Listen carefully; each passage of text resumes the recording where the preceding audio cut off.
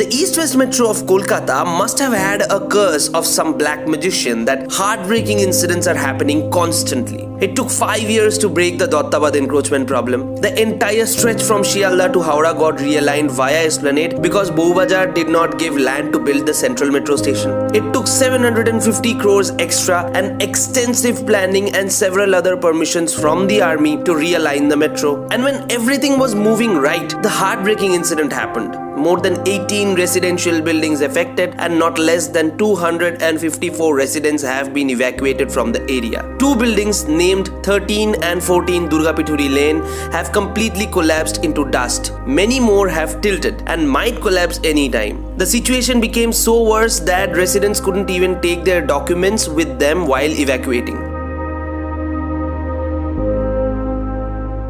When most of the East-West Metro is structurally ready, the last section left to be bridged was the 2.45 km section from Shialda to Esplanade. Following this, on January 25th, this final stretch of tunneling began. Two tunnel boring machines named Chondi and Urvi were deployed. When Chondi was boring the westbound or Howrah Moidan bound tunnel, Urvi bored the Salt Lake bound tunnel. The TBMs began their journey from Esplanade following the SN Banerjee Road. At Wellington Crossing near Maulana Azad College, the TBMs bent left and following the Nirmal Chandra Street, they went ahead. This point was the most critical part of tunneling. From Bowbazar Mode, the TBMs had to turn right to follow the Bibi Ganguly Street up to Shialda. While constructing underground metro, TBMs often follow main roads. Even in this case, you have seen the TBMs were following SN Banerjee Road and Nirmal Chandra Street. But here, it wasn't possible. Nirmal Chandra Street intersects Bibi Ganguly Street approximately at 90-degree angle. Metro rails cannot negotiate such sharp bends. So,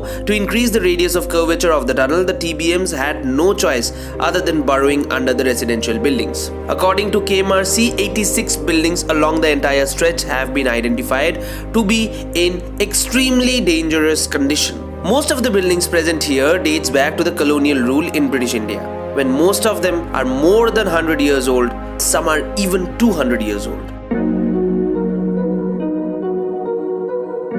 At around 7 p.m. last Saturday, the entire area started shaking.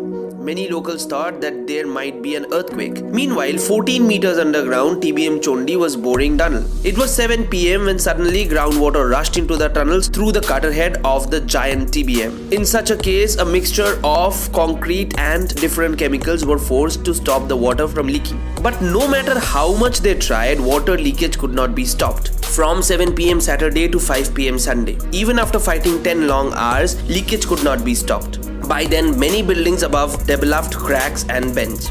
The evacuation of the residents started. By Monday morning, Metro Rail Block visited the area to have a look at the situation. Nobody, not even the press, was allowed to get even close to the buildings. The Durgapithuri Lane and Shakrapara Lane have been abandoned from any movement. The Kolkata police is guarding the area 24/7. Special teams including disaster management team have been posted.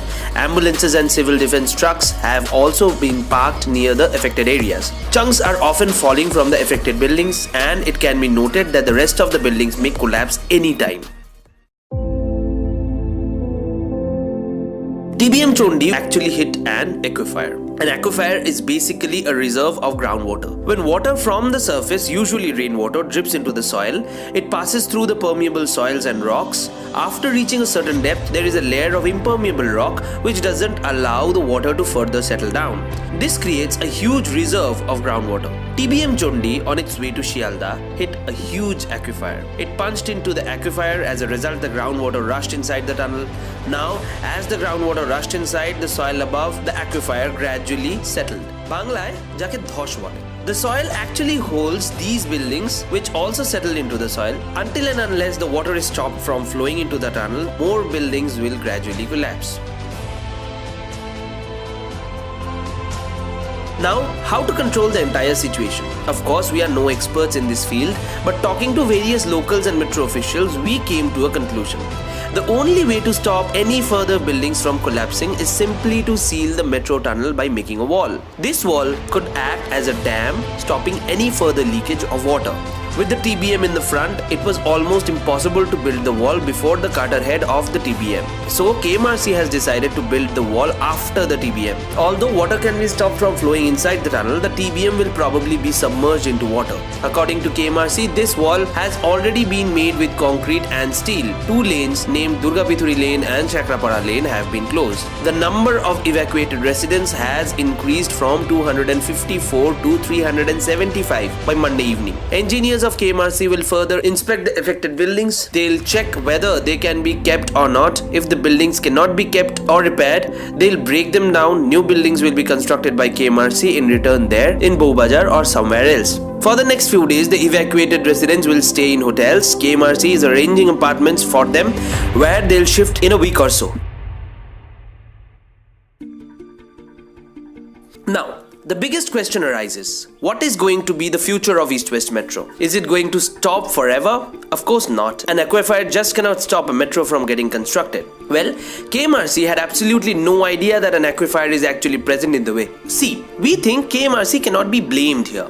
Experts say aquifers are very hard to be predicted. It wasn't even identified in the surveys that were carried out before the tunneling started. Now that the aquifer blocks the way, TBM cannot move forward in this situation. If the TBM moves forward, it will continue to punch through the aquifer, resulting in more building collapse. We in our previous video said that the TBMs were scheduled to reach Shialda by November, according to KMRC. But that is definitely not going to happen now. Both the TBMs have been kept in standby mode. Now what next? What can be done? Please note that the KMRC has not made any comments regarding the future of the tunneling. Their immediate motto is to keep the situation under control. According to KMRC, 11 poor buildings in the place will be demolished. As of now, KMRC is constantly carrying out grouting to solidify the aquifer. Once solidified, soil test will be carried out. By making a deep shaft, TBM Chondi will be taken out of the tunnel. Of course, it will not be used again to make Kolkata Metro. However, a new TBM will be commissioned from Shialda Metro Station towards this shaft, which will complete the remaining 800 meters of tunnel. This entire process will extend the deadline from 2021 to 2022.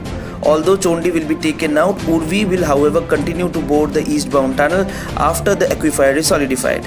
Well, the court, which is reading a PIL these days, has allowed local residents to enter their home and rescue valuables. With the accompany of one KMRC official, one member of each family can enter their homes and rescue their items in 10 minutes. We have seen many locals blaming KMRC without knowing technical factors. Yes, KMRC could have evacuated the residents to hotels prior to the tunneling, but how would they know that there is an aquifer? KMRC is considered to be one of the best in India. When other metro projects across India are being constructed by experienced Delhi Metro Rail Corporation, the KMRC is single-handedly implementing India's most advanced metro in terms of civil engineering. Constructing a metro under the mighty river without any help from experienced metro operators like KMRC is not a joke. KMRC had already proved it when they chopped off the numerous H-piles underneath the 30-year-old Esplanade metro station without stopping metro operations.